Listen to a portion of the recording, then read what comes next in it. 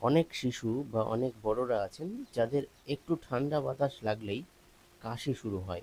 দেখা যাচ্ছে যে খোলা বাতাসে গিয়েছে, কাশি শুরু হয়ে গেল।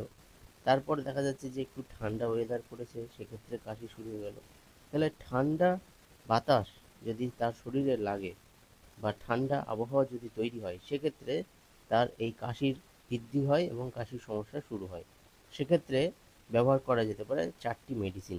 এই 4টি মেডিসিন আপনার এই ঠান্ডা বাতাস লাগাজনিত কাশির সমস্যাকে সুন্দরভাবে ঠিক করতে পারে। দেখা যাচ্ছে যে প্রচুর বৃষ্টি হচ্ছে, একটা ড্যাম ওয়েদার, আপনার গায়ে ঠান্ডা জল লেগেছে এবং ঠান্ডা বাতাসে আপনি বেরিয়েছেন, তারপরে আপনার কাশির সমস্যা শুরু হয়েছে। সেক্ষেত্রে আপনি ব্যবহার করতে পারেন রাস্টক্স। এই রাস্টক্সের কাশি অত্যন্ত শুকনো এবং এই কাশি ঠান্ডা বাতাসে বাড়ে ও বৃষ্টির দিনে বা বৃষ্টিতে ভিজলে বাড়ে। তো এই ক্ষেত্রে এই মেডিসিনটি আপনি 30 পাওয়ারে 2 ফোঁটা মেডিসিন দিনে 2 থেকে 3 বার কিছুদিন নিতে পারেন।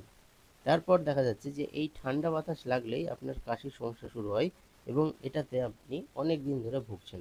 সেক্ষেত্রে আপনি ব্যবহার করতে পারেন কার্বোভেজ। এই কার্বোভেজ মেডিসিনটি আপনি 30 পাওয়ারে ব্যবহার করতে পারেন।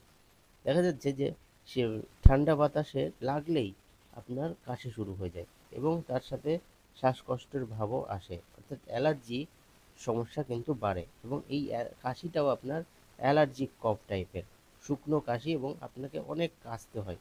যখনই কাশি ওঠে প্রচুর কাশেন আপনি। তো সেক্ষেত্রে আপনি ব্যবহার করতে পারেন হিপারসাল্প। এই হিপারসাল্প মেডিসিনটি আপনি প্রথমে 30 পাওয়ারে কয়েকদিন, তারপরে কয়েকদিন নিতে পারেন 200 পাওয়ারে। এর সাথে দেখা যাচ্ছে যে ঠান্ডা বাতাসে যখন আপনি বেরোচ্ছেন, তখন আপনার নাক দিয়ে চোখ দিয়ে জল বেরোচ্ছে, একটা অস্থিরতা ভাব, তার সাথে আপনার কাশি সমস্যা শুরু হচ্ছে এবং সেটা ঠান্ডা বাতাসে বেরোলে। তো সেই ক্ষেত্রে আপনি ব্যবহার করতে পারেন আর্সেনিক অ্যালবাম। এই আর্সেনিক অ্যালবাম মেডিসিনটিকে আপনি 30 পাওয়ারে 2 ফোঁটা মেডিসিন কিছুদিন ব্যবহার করতে পারেন। তো এইভাবে আপনার এই ধরনের কাশির সমস্যাকে ঠিক করতে পারেন। তো এই ধরনের ইনফরমেটিভ ভিডিও দেখার জন্য আমার ফেসবুক পেজটিকে ফলো রাখুন এবং সম্পূর্ণ ভিডিও দেখার জন্য আমার ইউটিউব চ্যানেলটিকে সাবস্ক্রাইব করে রাখুন। ধন্যবাদ।